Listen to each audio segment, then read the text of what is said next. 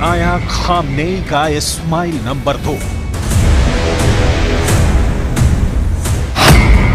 खुद force chief लेगा हानिया का बदला।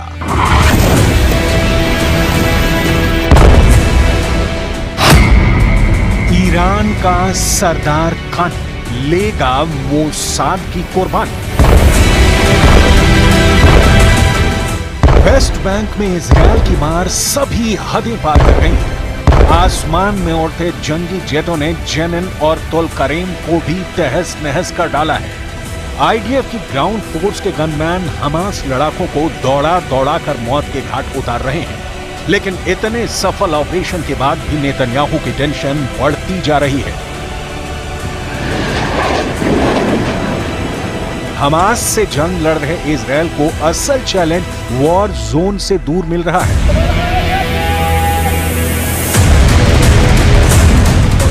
नेतन्याहू को टक्कर देने वाला कोई और नहीं, ईरान के सुप्रीम लीडर अली खामनेई, जिन्होंने अपने कमांडर इस्माइल नंबर 2 को इजरायल से बदला लेने का बीड़ा सौंप दिया है। कौन है ये इस्माइल नंबर 2? इस्माइल कानी को क्यों कासिम सुलेमानी से बड़ा पावरफुल और खूंखार बताया जा रहा है? क्या नेतन्याहू और मोसाद एजेंट के रेडार पर पहले कभी नहीं आया खामनेई का इस्माइल नंबर 2? पूरे इजरायल फोर्स में खामनेई के इस लड़ाके के नाम की दहशत है। इस्माइल नंबर 2 का पूरा नाम इस्माइल कानी है। नसरल्ला से भी ज्यादा शातिर दिमाग और खुराफाती खोपड़ी वाला ये टॉप कमांडर नेतन्याहू के नाम बारूदी लेटर भी लिख चुका है। از این عمل جنایتکارانه چه توسط محور مقاومت و چه توسط جمهوری اسلامی ایران قطعی است.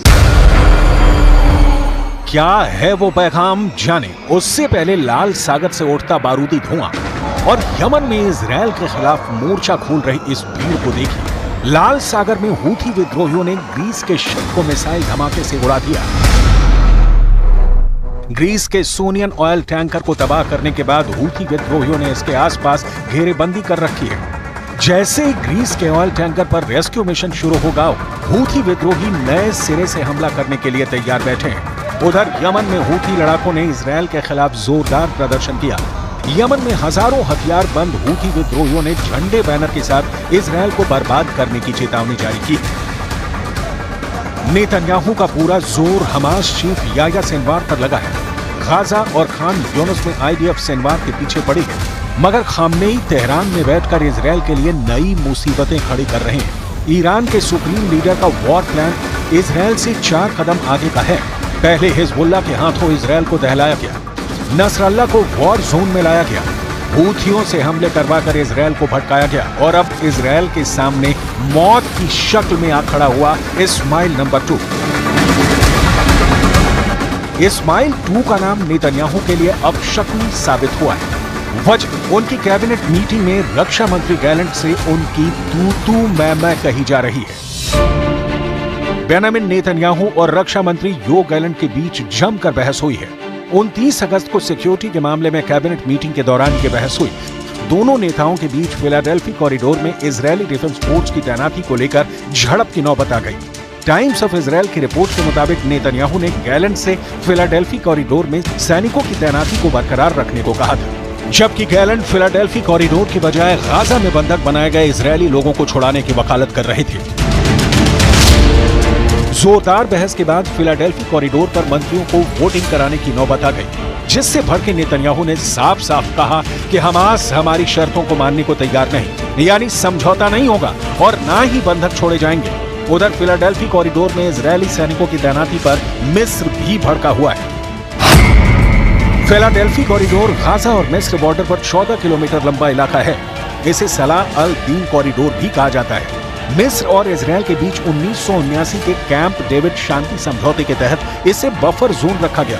फिलाडेल्फी कॉरिडोर का इस्तेमाल इजरायल सप्लाई रूट की तरह करता है। वहीं हमास लड़ाकों पर इस कॉरिडोर के जरिए हथियारों के स्मगलिंग के आरोप लगते हैं।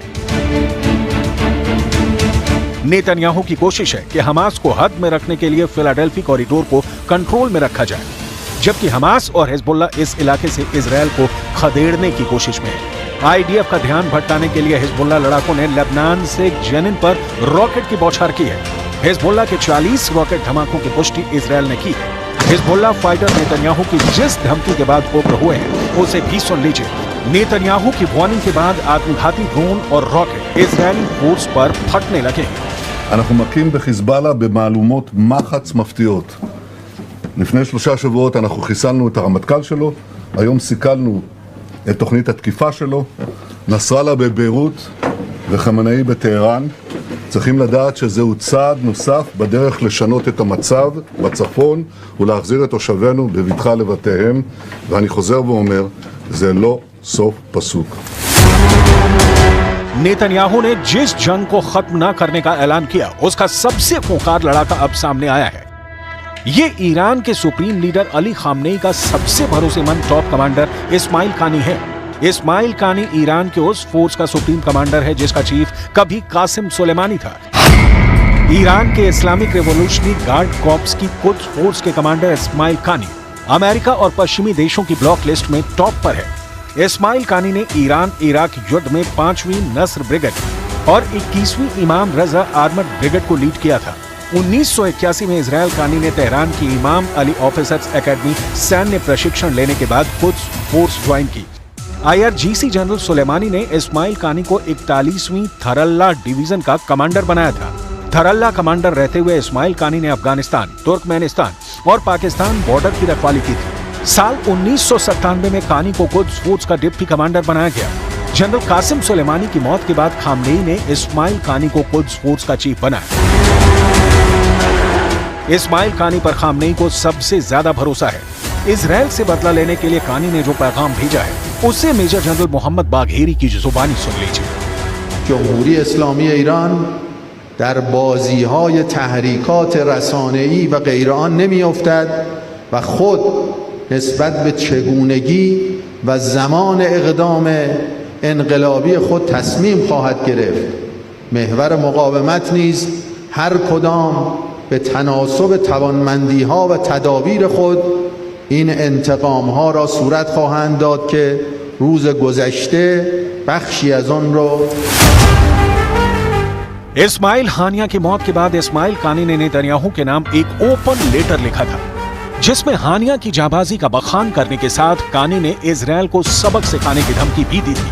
हालांकि खामनेई के इशारे के बाद इस्माइल कानी काफी दिनों तक शांत बैठा रहा, मगर सही मौके का इंतजार अब खत्म हो चुका है। इजरायल हर फ्रंट पर दुश्मनों से घिरा हुआ है।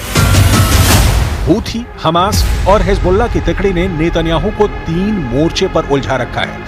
ऐसे में जल्द कुद्स फोर्स चीफ अपनी चाल चल सकता है। इस्माइल कानी IRGC की जिस कुद्स फोर्स का चीफ है वो विदेशी जमीन पर सीक्रेट ऑपरेशन के लिए कुख्यात है। कुद्स फोर्स ईरान के सर्वोच्च नेता आयतुल्ला अली खामनेई को सीधे रिपोर्ट करती है, यानी इस्माइल कानी को खुली छूट है। इस्माइल कानी के पास 5000 ऐसे खूंखार लड़ाके हैं जो सिर पर कफन बांध कर रहते हैं। इस्माइल कानी की लीडरशिप में कुद्स फोर्स की ताकत सीरिया के सिविल वॉर में दुनिया ने देखी है, जहां बशर अल असद के समर्थन में जुटी कुद्स फोर्स ने पश्चिमी देशों की संयुक्त सेना को धूल चटा दी थी। ये कुद्स फोर्स ही है जिसने इराक में 70 से भी ज्यादा शिया मिलिशिया ग्रुप बनाकर सुपर पावर अमेरिका को दहलाया है।